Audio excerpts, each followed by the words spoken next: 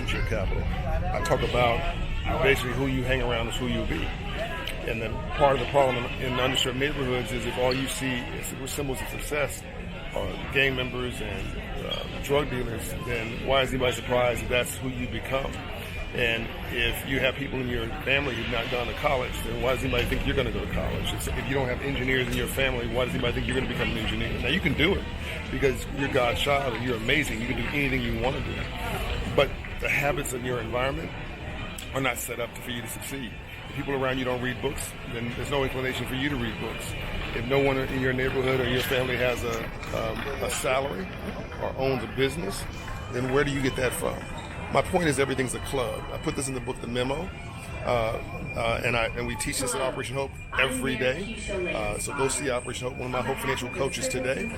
But my last book, The Memo, says basically if you hang around 9 broke people, you'll be the 10th. The opposite's also true. You hang around 9 success stories, you'll be the 10th. So what club are you in? That's the point of this video, right? As you can hear from the overhead, from my friend Mayor Keisha Lansbottom, I'm in the airport right now. I'm in the club of travel at the moment, and it's specifically business travel. What club are you in? If you go to college, it's a club. And that's, by the way, it's a great club. And if you go into community college, it's mostly about the education you're getting, the knowledge you're getting, and getting into a mindset of learning and aspirational success. If you go to a place like Harvard, right, then what you're doing is you're assuring yourself of almost wealth capital, a wealth club, because that group is going to make sure they hook each other up for the next 40 years as they graduate.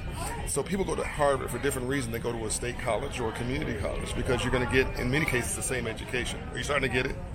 But a friend of mine has referred a young man to me who wanted an internship. See what I'm saying? A friend of mine referred somebody to me. It's relationships, right? And the young man was saying that he went to a major college, right?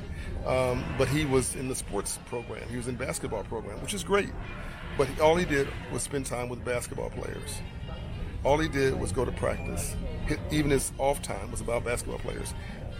After he got injured, he said to me, "John, I think I missed out, right?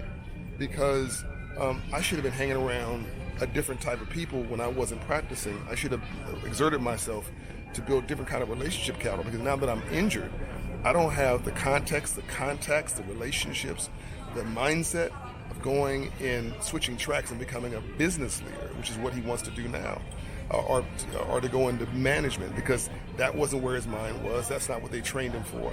That's what they cultivated him for. What are you cultivating yourself for? If you're hanging out 4 or 5 nights a week at a strip club or at a dance club during the week and getting in at 2 in the morning, let me tell you something. If you're not my friend T.I., you're not somebody who's in the music or entertainment business, in other words, you're not benefiting from that from a brand equity perspective, you're in the wrong place, doing the wrong thing, making the wrong person rich. You're making somebody else rich versus building wealth for yourself. Wealth is a mindset. Rich is in your hands.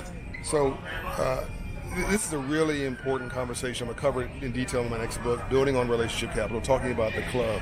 What club are you in? Who are you hanging around? Who are your friends? What's your relationship like?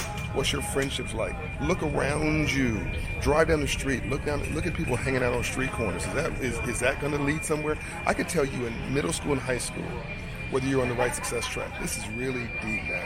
I got to catch my flight. But if you're in high school, if you're in middle school and you don't have a financial literacy course, your child does not have one, or if you didn't get one, there's a problem. Your child doesn't get one, go demand one. And if they don't have one, go to Operation Hope, or go to Junior Achievement, go to some place and demand they give your child a financial literacy course, so you understand how money works, how the system works, how the free enterprise system works. If you're in high school and you don't have a computer class by 10th grade, there's a problem. You need to demand one and go get one for your kid or for yourself, because all of the jobs in the future are going to be about technology. And you need to have a computer class if you want to compete, if you want to be relevant. If you're using your smartphone like a dumb phone, hello, everything you want to know is in that phone. Just Google search it. But all we're using it for oftentimes is entertainment. You see what I'm trying to say? Everything's a club. What club are you a part of? And again, it saddens me. I can see walking down the street when I look at somebody, whether they're going to be an immense success or whether the world's going to be on their shoulders and holding them down because of the way they've comported themselves, particularly if you're a person of color. All right, I'm out. Got to go catch my flight. Hope you enjoyed this. Peace and light.